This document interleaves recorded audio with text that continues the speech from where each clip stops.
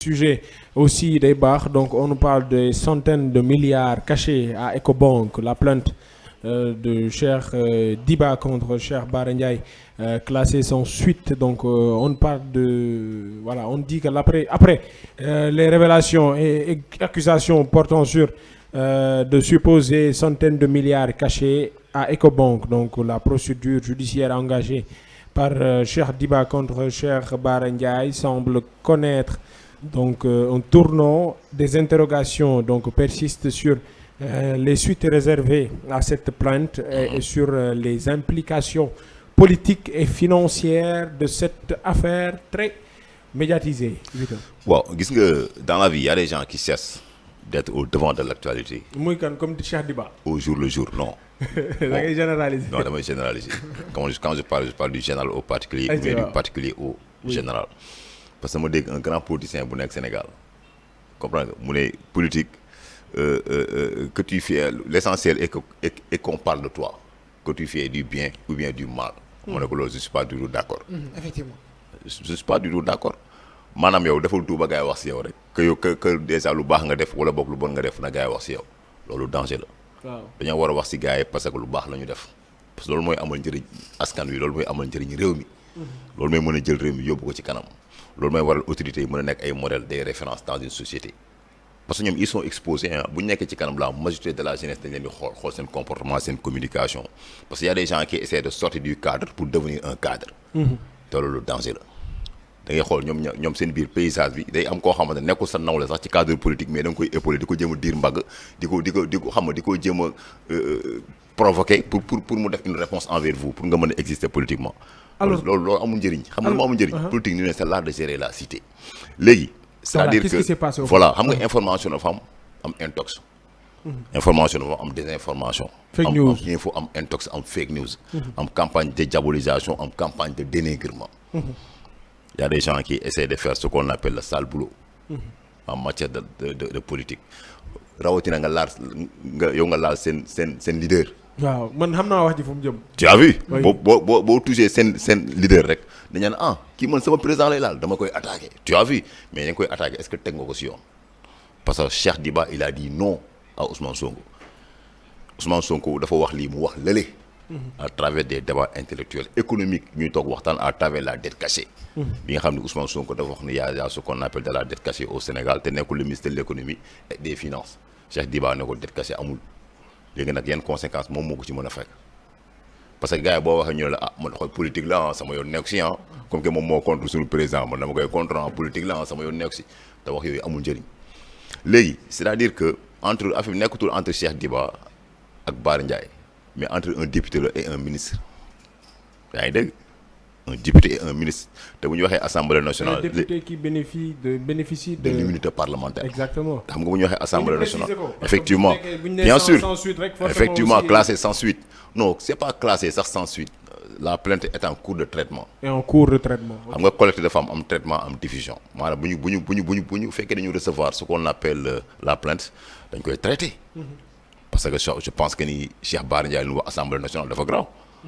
boobu Cheikh Diba n'était pas le ministre de l'économie il a été le ministre des finances mais actuellement il est le ministre de l'économie et des finances au Sénégal mu am lu mu ko accusé Cheikh Diba dem porter plainte léegi nag la plainte est en cours de traitement parce que Cheikh Diba il a été le directeur de la programmation budgétaire sous le régime du président Macky Sall maanaam dafa bokkoon ci régime Macky Sall comprendre nga oui voilà tey mu ñëw nekk ministre sous le régime de Bassirou Diomaye Diakhar Faye mu am benn député bu taxaw ci pupitre assemblée nationale am lu mu ko accusé sa waay accusation dafa grave nga nekk une autorité léegi foog nga jéem a laver sa honneur loolu moo tax publiquement aussi te xam nga procureur sax avant plainte amul sax mënoon na autosaisir le plus rapidement possible ñu jéem a lever l'immunité parlementaire de Cheikh Bara xam nga wala ñu jéem a convoquer Cheikh Diba ñoom ñaar mais ba léegi rek am na benn attente bu gars yi di xaar am na daal lu gars yi di xaar quoi parce que Cheikh Bara lu mu wax bon et supposons que Cheikh Bara li mu wax mu nekk lu am waaw mais loolu bu amee dañ koy yóbbu ci yoon mais man néew ma am na néew ma amul comprendre nga comme que Cheikh Bara wax na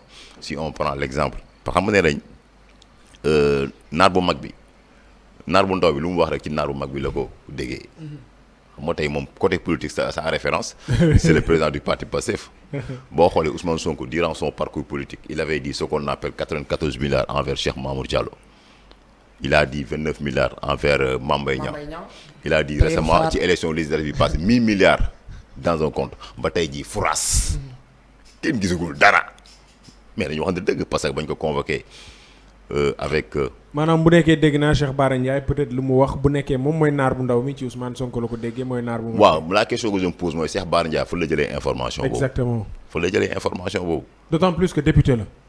d'autant plus que député la mais problème bi mooy son leader dafa yàgg wax ay milliards ba tey jii il a été le ministre premier ministre du Sénégal mais ba tey jii furaas génnewul un centime.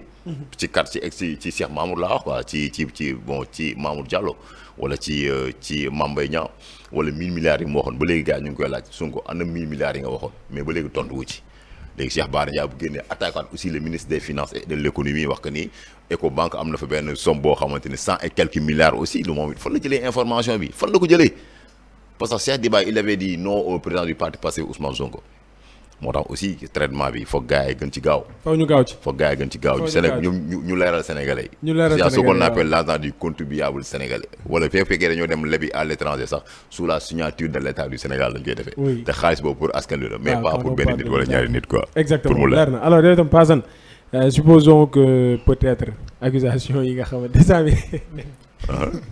man xam naa ni li nga bëgg a wax moom ay mbir la quoi mais wuy ma xoolal. dosé ko rek dégg nga alors je disais supposons que Cheikh Diba maanaam moom mi démentir loolu maanaam tey jii moom moo am dëgg supposons aussi que maanaam yoon def liggéeyam ba ñu gis ni que maanaam li Cheikh Bara Ndiaye di wax amul dara loo xamante ne am na ci ba lan moo ci mën a fekk Cheikh Bara parce que bu ñu nee immunité parlementaire forcément itam warula permettre ngay def yenn accusation yi wala di cacher aussi derrière benn barrière sachant que ni am na ñu bëri ñoom duñ la mën a topp. Bon man juste je pense bien que ni Cheikh Bara dafay abuser ci immunité parlementaire am parce que wax naa ko un jour Cheikh Bara boo gisee muy communiquer nii. c'est un pion la fois passée ñi ngi ko fi doon wax. soo tu es contre ou pas. non je suis contre parce que. nekkul pion. non pion la. tu es pour kon. non je suis pour. waaw non maanaam je suis contre ci li nga xam ne tey jii nii la manière dont il est en train de communiquer.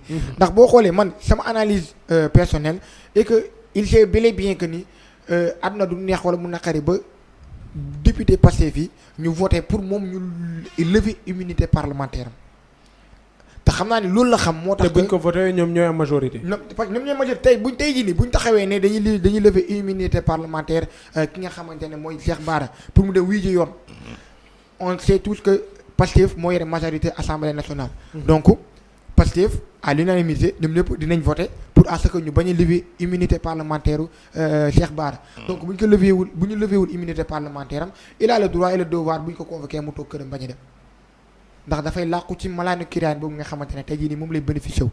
looloo waral tey jii nii tous ces attaques yoo xamante ne ce sont des attaques indignes ce sont des attaques bi nga xam ne tey jii nii on peut pas concevoir un député du peuple nga koy def à l'égard d'un président à l'égard d'un gouvernement. parce que tey quoi qu'on puisse dire bu fekkee moom li muy wax c'est avéré te am na ci ay preuves moom bu mu xaar ñu lever immunité parlementaire am. c'est vrai. na ñëw taxaw plénière ne li may wax am naa ci ay preuves leer na ma nañ yéen waa Pastef yéen assemblée nationale dama bëgg yéen ñëpp ngeen voté à l'unanimité ngeen lever sama immunité parlementaire ma dem jàkkaarloog juge bi. ñu dem jàmmarloo ñu xool. bu boobaa dinañ xam ni Cheikh Bara mii li muy wax dëgg la ci moom et que askan bi la nekkal assemblée nationale mais bu fekkee tey jii nii dafay wax. ñu dem déposer plainte bi amul suite parce que Cheikh Bara député la dafa am immunité parlementaire loolu nekkul li nga xamante ne sénégalais yi moom la ñuy xaar on attend à ce que moom moo taxaw publiquement wax que ni y a 100 et quelques milliards yoo xamante ne mu ngi Ecobank diw moo ko moom yoon dafa war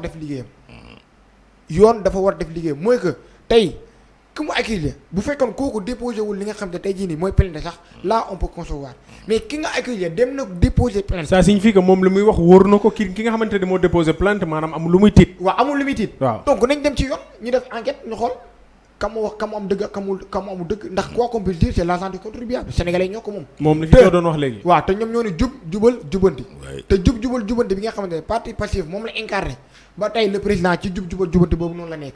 donc y a pas warul am 2 poids 2 mesures bu fekkee ñoom ñëpp li ñu incarné mooy jubal jubanti bi nañ lever immunité parlementaire ñu dem enquête ñu dem juge def liggéeyam bu fekkee Cheikh Bara li muy wax c'est avéré yoon def liggéeyam bu fekkee aussi Cheikh Bara li muy wax ce sont des fausses accusations yoon def liggéeyam juste loolu kese la loolu ni Sénégalais ci loolu rek la ñuy. et puis est-ce que mën na am impact aussi à l'échelle internationale par rapport aux investisseurs peut-être yi nga xam ni ñëw ay jàppal la jox ma ak joxuma la ak denc nañu denc ñu est-ce que mën na am benn impact bu muy def ci ñoom. day am benn impact. bu rëy lay nekk je pense surtout négatif. négatif moom laay wax. surtout négatif ndax boo xoolee après démb waxoon nañ ko après ki nga xamante ne mooy le président Ousmane Sonko génnee wax ci dette cachée bi dafa am impact bu rëy bu mu def ci li nga xamante ne mooy économie du Sénégal mais juste ci financement yi nga xamante dañ koy jot à l'égard de FMI mais aussi de Banque mondiale. donc tey jii nii ministre des finances bi nga xam ne tey jii nii moo yore wàllum finance du Sénégal buñ ko tuddee ci lu jëm ci wàllum luubal alalu réew mi là dina am impact négatif parce que investisseurs yi aussi dinañ taxaw xoolaat taxaw seetlu. parce que ñoom corruption duñu dem investir ci pays bu am corruption. duñu dem investir ci pays boo xamante ne leen nañu pays bi ñuy investir nii.